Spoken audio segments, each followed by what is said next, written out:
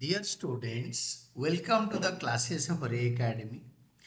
Today we are studying financial statements of a company. उसमें हम पढ़ेंगे contents of annual report. Annual report में का content क्या क्या होता है? Annual report of a company gives the information specified in law and other material information. Annual report में होता है. To enable the users to make informed judgments and decisions. Users informed judgment देंगे और decision देंगे. The information is in the form of financial statements or notes to accounts, being part of a financial statements and the board of director का report. ये क्या क्या होता है? A set of annual report of a company has annual report में क्या क्या होता है? First, a report by the board of directors containing report in terms of section 134 of the Companies Act 2013, directors responsibility statement, report on corporate governance and management discussion and analysis. ये 4 section होता है. Section 134 के हिसाब से board of director का report में क्या क्या कंटेंट होता है ना. डायरेक्टर का रिस्पॉन्सिबिलिटी स्टेटमेंट होता है, रिपोर्ट ऑन कॉर्पोरेट गवर्नेंस होता है, मैनेजमेंट डिसीजन एंड एनालिसिस होता है. सेकंड होता है auditor's report to shareholders. Auditor shareholder को डायरेक्ट रिपोर्ट करता है, देता है रिपोर्ट कि ये कंपनी का फाइनेंशियल कंडीशन है. थर्ड होता है फाइनेंशियल स्टेटमेंट्स. फाइनेंशियल स्टेटमेंट्स में क्या क्या होता है? वन, बैलेंस शीट आज at the end of the financial year. इस फाइनेंशियल ईयर हमेशा कंपनी का जो बैलेंस शीट बनता है दैट इज 31 मतलब मार्च को बनता है, फाइनेंशियल ईयर एंड को. Then statement of a profit and loss for the year ended 31 March. Company profit and loss account नहीं बनाता है statement of profit and loss. Third होता है note to accounts, discussion about the balance sheet, detailing of the balance sheet. Fourth होता है cash flow statement, पैसे किधर से आया किधर को गया. Then notes to accounts has different parts as follows. Notes to accounts में कई 4 पार्ट्स होता है. फर्स्ट पार्ट में significant accounting policies followed by the company. Company कौन सा सिग्निफिकेंट अकाउंटिंग पॉलिसी फॉलो करता है. सेकंड होता है details of line items in the balance sheet and statement of profit and loss. Notes to accounts में details of line items in the balance sheet. Balance sheet में orderly items होता है.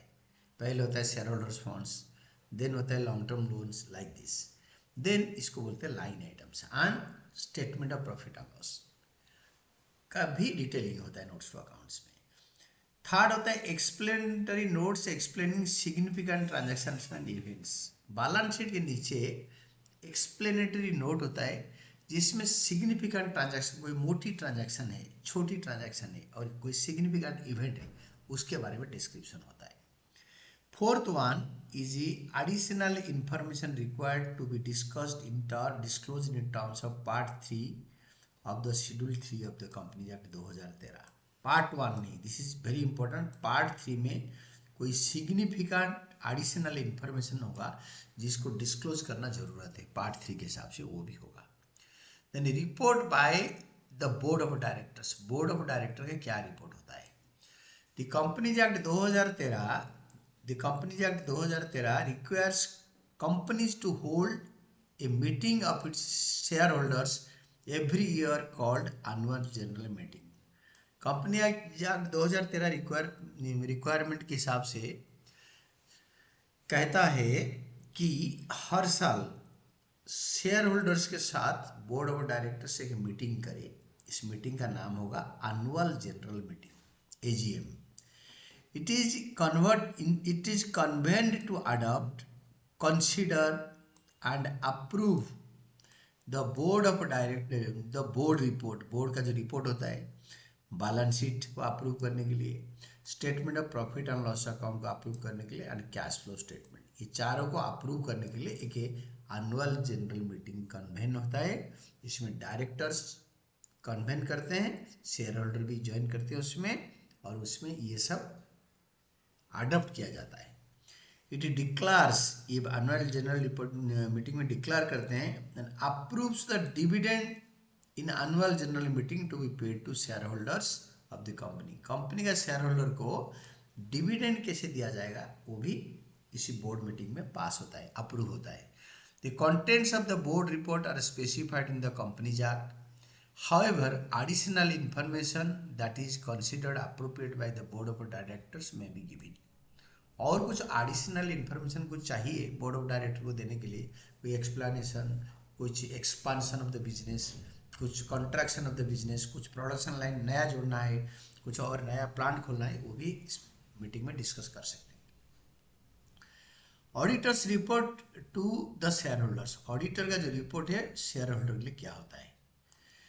Auditors of the company, on the basis of his examination of the books of accounts and information obtained from his opinion, forms his opinion whether the company has followed the applicable laws and accounting standards, and also whether the financial statements, यानी balance sheet and statement of profit and loss, cash flow statement give a true and fair view, give a true and fair view। Auditor के knowledge में उसका examination के ऊपर, based on etch examination and obtaining information, उसके अपने हिसाब से company का balance sheet, statement of profit and loss, cash flow statement give a true and fair view, true and fair view देता है या नहीं। He expresses his opinion in his report issued to the shareholders of the company under section 143 of the Companies Act 2013। Auditor report section 143 143 के हिसाब से issue किया जाता है। इसको याद कर लेना, section 143 specifies about auditor's report to the shareholders. Then financial statements क्या होता है। फाइनेंशियल स्टेटमेंट का मेजर कंपोनेंट होता है balance sheet. Balance sheet is a financial statement that shows company's assets, liabilities, equity, यानी shareholders funds at a specific point of time in a summarized manner. These three parts of the balance sheet, assets, liabilities, equity, shareholders funds, show that the company owns assets, what it owns liabilities. Company asset को own करता है and जो ओ करता है उधर, ons मतलब ownership है company का, ओज मतलब उधारी, वो लाइबिलिटी है। Balance sheet of company is prepared in the prescribed form, वो प्रेस्क्राइब्ड फॉर्म में बनता है part 1 schedule 3 of the companies act 2013 के हिसाब से बनता है। Balance sheet of a company is prepared in format prescribed in part 1 of the schedule 3 of the Companies Act 2013। इसमें important note क्या होता है, the schedule 3 of the Companies Act 2013 is prescribed in the Companies Act 2013 and is the form in which the balance sheet part 1 schedule 3 and statement of a profit and loss part 2 schedule 3 are prepared। Part 1 schedule 3 में balance sheet बनता है and part 2 schedule 3 में profit and loss account बनता है। It prescribes that line items be shown on the face of the balance sheet. Line items shown on the face of the balance sheet and statement of a profit and loss, while details, जबकि details of a line items in the balance sheet and statement of a profit and loss be given in the notes to accounts which should be cross-referred while line items in the financial statement। तो financial statement में face items होता है, उसका detailing notes to accounts में होता है। कोई balance sheet पढ़ रहा है और उसको डिटेल्स में डेटा के बारे में जानना है, he can get down to the notes to accounts and read कि इसके अंदर क्या डिटेलिंग है।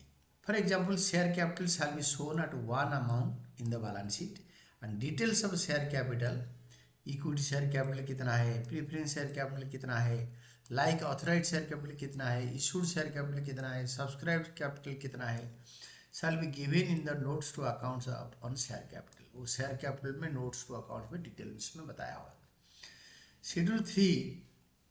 Schedule three has prescribed vertical format of balance sheet and statement of profit and loss, ये दोनों में दिया होता है।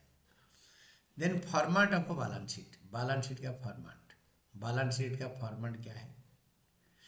The format of a balance sheet prescribed in Part 1 Schedule 3 of the Companies Act 2013 is as follows. Name of the company वगैरह दे रखा है आपका, particulars, note numbers, figures at the end of the current year and figures at the end of the previous year period. ये first year, ये second year. और details इसका होता है इक्विटी एंड लाइबिलिटीज। देन आता है share holders funds. Share holder fund is the main head. सब head होता है share capital, reserves and surplus, money received against share warrants. इसका डिटेलिंग नोट्स टू अकाउंट्स में होगा। देन इस यहाँ पे नोट नंबर होता है, इस कॉलम में नोट नंबर होता है। तो then share application money pending allotment, पैसे ले लिया इशू के टाइम पे, एप्लीकेशन मनी और अलॉट नहीं हुआ है share. Then non current liabilities में आता है लॉन्ग टर्म लाइबिलिटी में, ये मेन हेड है। सब हेड है long term borrowing, deferred tax liabilities net, other long term liabilities, long term provisions. then current liabilities में क्या क्या आता है? short term borrowings, trade payables, other current liabilities, short term provisions.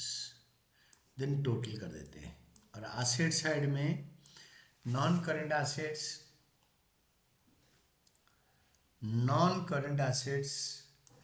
property, plant and equipment and intangible assets। Property, plant and equipment आता है सब head में। Intangible assets ये होता है मेन हेड, ये सब head intangible asset. Capital work in progress, intangible asset under development. Then non current investments, deferred tax assets net, long term loans and advances, ये असेट है, ये लाइबिलिटी असेट है। Other non current assets. Current asset में होता है current investments, inventories, trade receivables, cash and cash equivalents, then short term loans and advances, then other current assets, then comes your total and this is all about your balance sheet. तो हम balance sheet का content के बारे में next class में discussion करेंगे। Heads and contents of balance sheet हम next class में डिस्कस करेंगे। तो today we studied about a very good thing, that is the concept of a content of annual report. Annual report का content क्या है, this was the theme of a class today. आज का class का ये theme था। इसको अच्छी तरह आपको ध्यान से सुनना है ताकि याद हो जाएगा।